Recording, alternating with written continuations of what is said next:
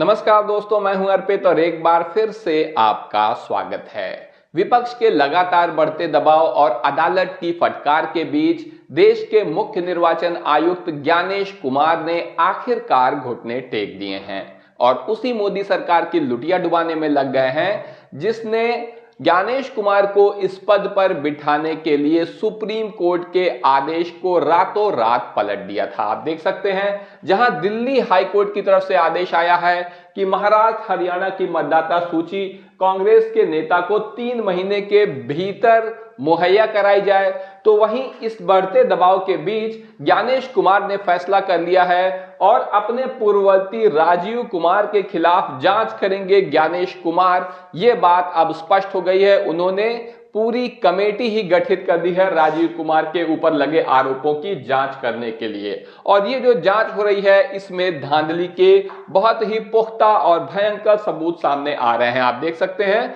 चुनाव आयोग ने खुद नतीजों को कैंसिल करके दोबारा वोटिंग करवाने का आदेश पारित कर दिया है। वहीं राजीव कुमार के हटते ही ज्ञानेश कुमार ने मोदी सरकार को भी फंसा दिया है और यह मामला अब काफी तूल पकड़ता जा रहा है, क्योंकि वोटर लिस्ट में गड़बड़ी से लेकर वोटिंग प्रतिशत तक राजनीतिक दलों की शिकायतों को दूर करेगा चुनाव आयोग, ऐसा डिसीजन ले लिया है, ऐलान कर दिया है ज्ञानेश कुमार ने, जिससे मोदी सरकार की चिंता भी बढ़ती जा रही है। क्योंकि जब इसी पद पर राजीव कुमार हुआ करते थे तो विपक्ष जाने कितने आरोप लगाता रहता था, लेकिन कभी कोई जवाब नहीं आता था। और अब आप देख सकते हैं, मार्च 4 और 5 को ऑल इंडिया सीईओ मीटिंग बुलाई गई है वोटर लिस्ट अपडेट करने के लिए, और इसमें जो भी गड़बड़ी है उन सबको दूर करने की जो शिकायतें हैं उसके बारे में ये मीटिंग है। और ये मीटिंग पहली बार नहीं बुलाई गई है, इस तरीके की ये पहली मीटिंग है। आप देख सकते हैं, देश भर के चुनाव अधिकारी जिसमें शामिल होंगे। सूत्रों का कहना है कि यह मीटिंग इसलिए अहम मानी जा रही है क्योंकि इस मीटिंग में पहली बार केवल देश के तमाम राज्यों के सीईओ यानी चीफ इलेक्टोरल ऑफिसर ही नहीं बुलाए गए हैं, बल्कि वोटर लिस्ट को तैयार करने में अहम योगदान देने वाले ईआरओ यानी कि इलेक्टोरल रजिस्ट्रेशन ऑफिसर और डीईओ यानी डिस्ट्रिक्ट इलेक्शन ऑफिसरों को भी बुलाया गया है। ये वही अधिकारी हैं जिनके ऊपर ममता बनर्जी ने आरोप लगाया था कि इन लोग चुनाव आयोग के दफ्तर में बैठकर वोटर लिस्ट में धांधली कर रहे हैं। तो अब आप देख सकते हैं कि एक तरफ ये मीटिंग बुलाई गई है, वहीं दूसरी तरफ राहुल गांधी को चुनाव आयोग ने स्पष्ट कह दिया है कि उनका जो भी सवाल है वोटर लिस्ट में फर्जीवाड़ा को लेके इलेक्शन कमीशन से जो कुछ भी राहुल गांधी ने डेटा मांगा गया है, इन सब का जवाब दिया जाएगा चुनाव आयोग की तरफ से, तथ्यों के साथ लिखित में जवाब दिया जाएगा। तो आप देख सकते हैं कि राजीव कुमार के समय से अब बहुत अंतर आ गया है, जिससे निश्चित रूप से मोदी सरकार की समस्या बढ़ेगी और राजीव कुमार को तो संभवतः जेल भी जाना पड़ सकता है। वहीं आपको पता होगा कि पश्चिम बंगाल में विधानसभा चुनाव होने वाले हैं 1 साल में। वोटर लिस्ट में छेड़छाड़ पर ममता बनर्जी भड़क गई हैं, क्योंकि अब भारतीय जनता पार्टी के चाणक्य अपनी चाणक्यगिरी बंगाल में दिखाना शुरू कर चुके हैं और वोटर लिस्ट में छेड़छाड़ का आरोप लगाया जा रहा है। पहले भी इस तरीके के बहुत आरोप लगते रहे थे, हमने महाराष्ट्र, हरियाणा, दिल्ली ये सभी चुनाव कवर किए हैं, आपने भी देखे होंगे।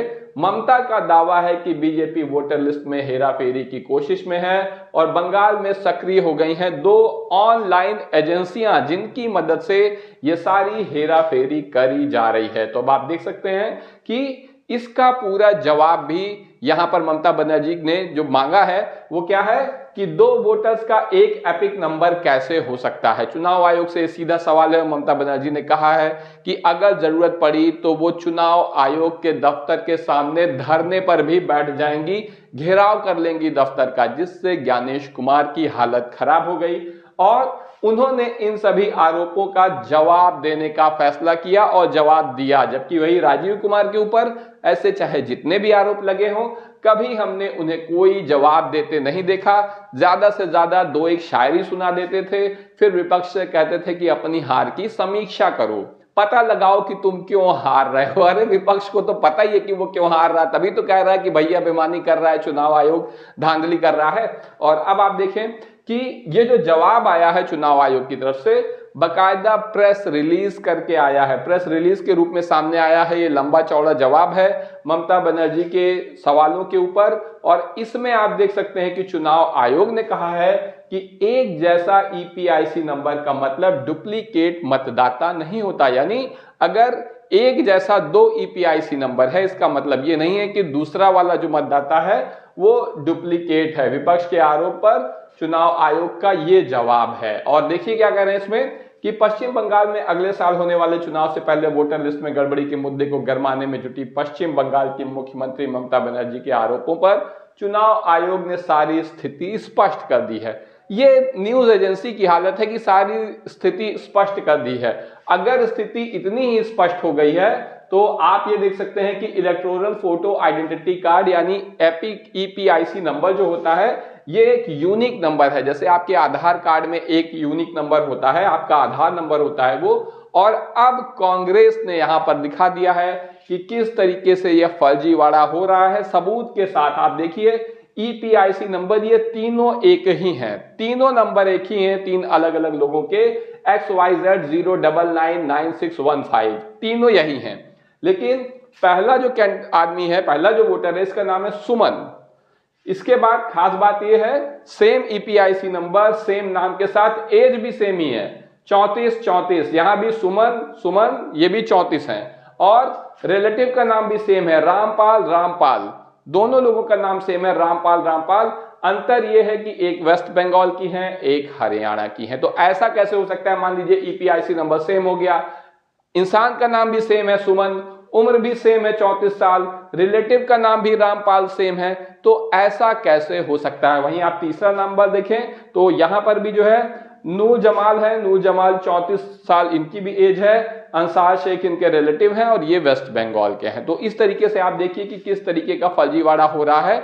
अगर कैसे भरोसा किया जाए, जो भी मुख्य चुनाव आयुक्त कह रहे हैं, जो जवाब इन्होंने दिया है, इस पर कैसे भरोसा कर लिया जाए? ऐसा कैसे मुमकिन है कि सारी चीजें मैच हो रही हैं? राजीव कुमार तो कोई जवाब देते ही नहीं थे, तो उस पर कोई सवाल खड़ा ही नहीं हो सकता था। लेकिन अब ज्ञानेश कुमार ने जब जवाब देना शुरू किया है तो न केवल ये चुनाव आयोग की साख को फंसा रहे हैं, उस पर बट्टा लगा रहे हैं, राजीव कुमार को फंसा रहे हैं, बल्कि मोदी सरकार के ऊपर भी सवाल उठाए जा रहे हैं कि भाई ये सब कैसे हो रहा है।